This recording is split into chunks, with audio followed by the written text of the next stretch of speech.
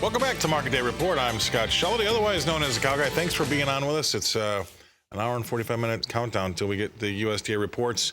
That's 12 Eastern, 11 Central, which makes pretty much everything we say up until then a moot point, because we're going to get some new numbers, and that'll give us an idea about where we're going to be going in the near future. But while we're going right now, we should probably know what the prices are, right? These are your markets, and they ultimately equate to your money. We're seeing some weakness across the board, and that's been the feeling over the last couple of days about this report. So maybe this is pre-report selling, but 7 cents lower in that D's corn contract, 5.26 even, which is just a tick off the lows. March is also off 7 cents. How about soybeans? They were weak yesterday, and they're even weaker again today. Nova's off 12 cents at 12.16 and a quarter, which is a tick off the lows. So really kind of on our heels going into this report on a weakness here. January is down 12 cents as well at 12.27 and three quarters, a half cent off the lows. Wheat, let's take a look at that. In Chicago, that's off 3.5 cents at 7.28 and a quarter, and that D's contract March is off 3 3/4 cents at 7.41 and three quarters. How about the hard red wheat in Kansas City? That's also easier, 1 1/4 cents lower at 7.33 and a quarter, and that D's contract March is off 1.5 cents at 7.41 and a quarter. Minneapolis, what's happening in that wheat contract? That was a little bit better here, but it's kind of settled in. December's unchanged. 9.45 and a half. March is up a tick, just a quarter cent at 9.35 and a quarter. And we'll make a quick stop into the cotton market here. That's turned lower.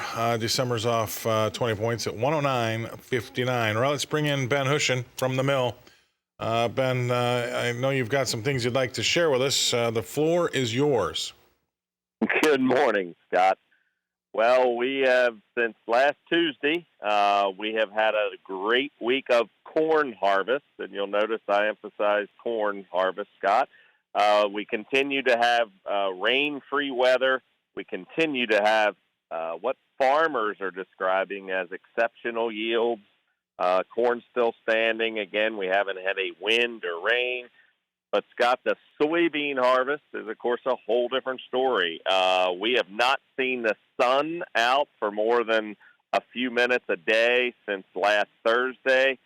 Again, there's plenty of corn to be harvested, but right now, with all the rain, and literally right now, we've had a steady morning of drizzle, and that continues. Corn harvest, great, moving along very well. Soybean harvest has pretty much been at a halt for almost a week. So when does this look to abate? I mean, if you're a soybean farmer in your area, what do you think, what's your time frame look like? Well, the moisture has gotten down under 20%. Most of the guys are telling me full season beans have gotten into the teens, so it's time.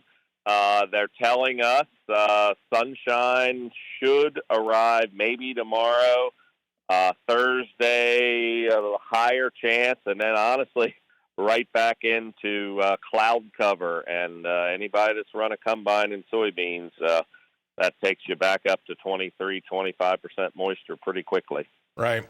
Boy, oh boy. And so then, that being said, and you must talk to a lot of those guys out there, and I'm sure you do.